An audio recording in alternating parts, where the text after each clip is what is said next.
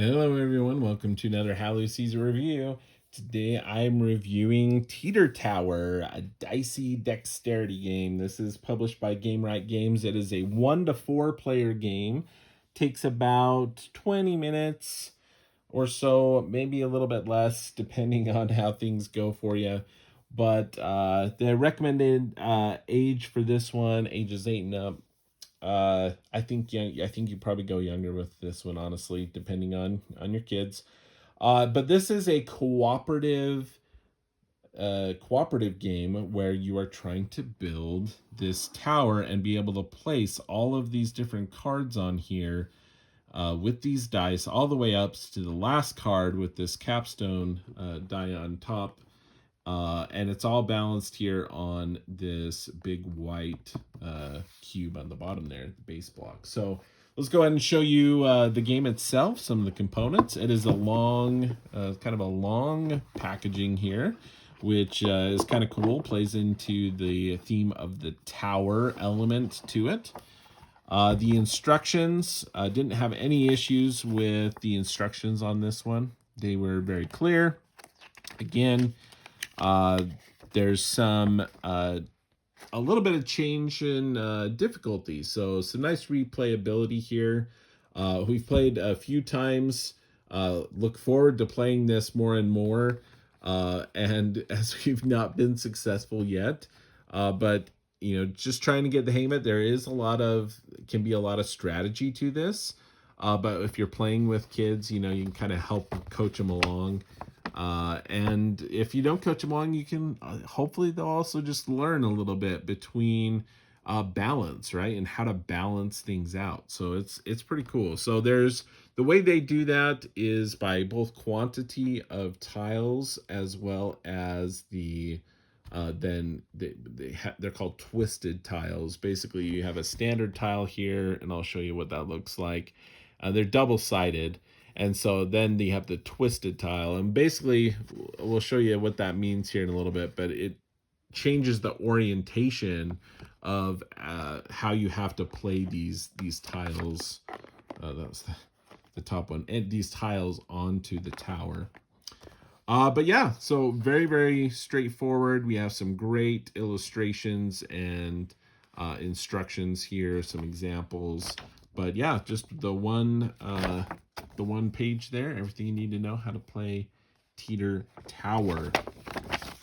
With that being said, in the box, everything fits in here really well. We got a nice divider here, so we have a very nice cloth bag. This is actually one of the nicer dice bags that I've seen in games. I'm very, very pleased with the quality of this dice bag. Some of the other ones are just too flimsy, but this one, as you can see here, is just really, really nicely made bag. So within that, we have all of these wonderful, wonderful die here. So the color, very, very cool, very unique. I would call unique. It's kind of like this pastel-y colors, but we have blue, green, and orange. And they're a little bit smaller than, a normal, what I would consider normal die. So they're a little bit smaller.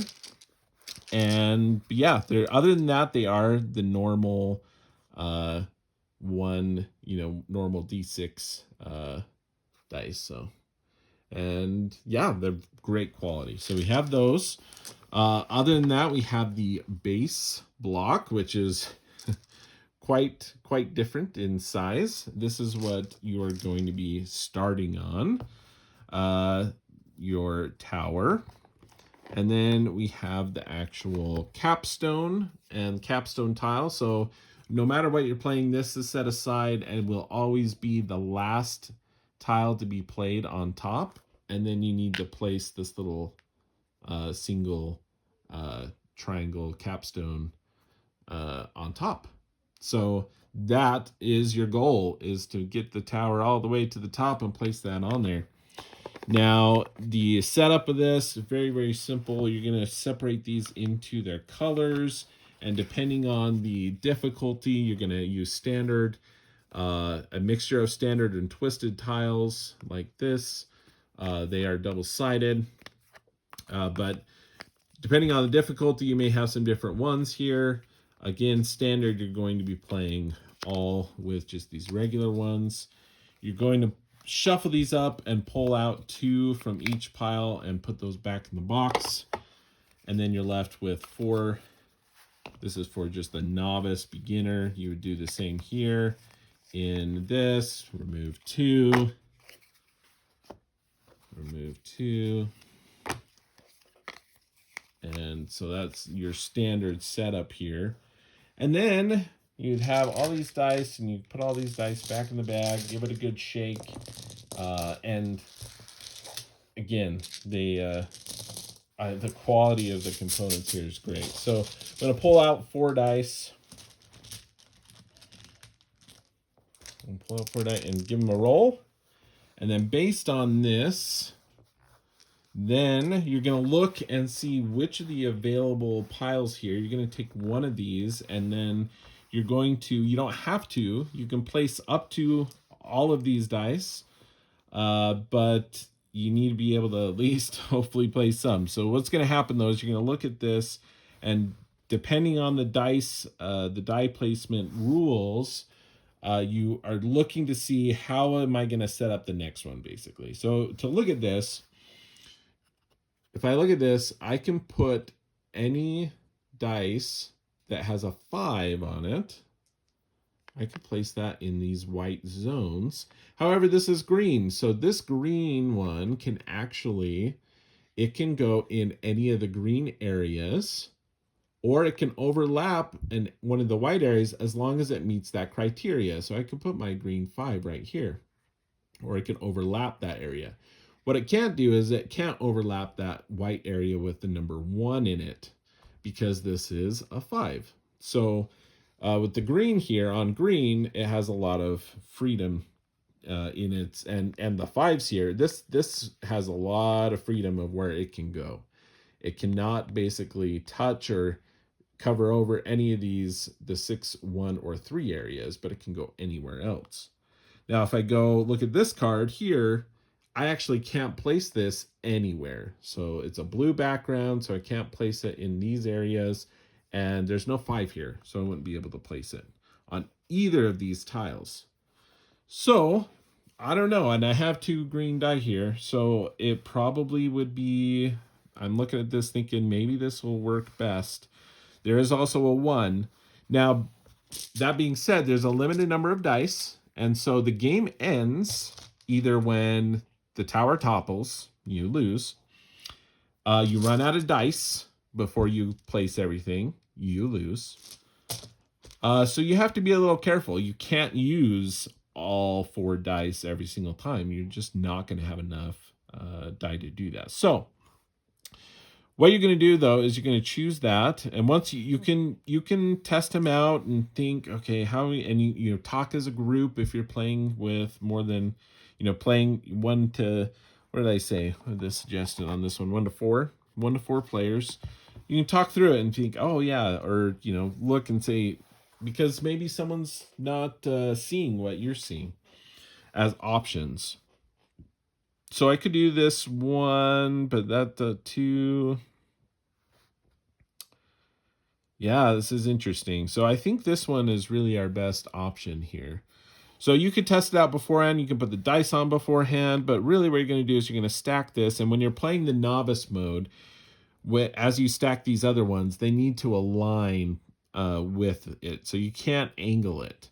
Now that's where the twisted element comes in, right? So if this was the tile, I would actually place the new tile on top, and it has to follow those dotted lines, right? So it needs to match the dotted lines below it. But in the novice one, you're going to start out and it's just going to stack on top of each other. So with that, then you would place your die on there. So I'd maybe put the 5. Maybe we'll put it somewhat in the center there. And this 3, maybe I'll go like that. Now that 3 can't go on to the 5 there, so I have to be a little careful with that. So I could just leave it at that, or I could put this blue 1 on here. I don't know. I think I'd probably just keep those 2, actually. And then they go back in the bag, and it's the next player's turn. They draw 4 dice. Boop. Roll those, and now they look at their options, and they have different color depending on what they pulled out. They're going to have a different assortment of color, different numbers to work with what's chosen here. And so, we may go orange, and we may put this 4 blue. Again, you can put this on it first. So you do the 4 blue and the 6 orange. Maybe we'll do that one. Stack it. The other dice go back in the bag. Roll again. And the goal is to place all of these tiles and then this tile with the capstone on top there.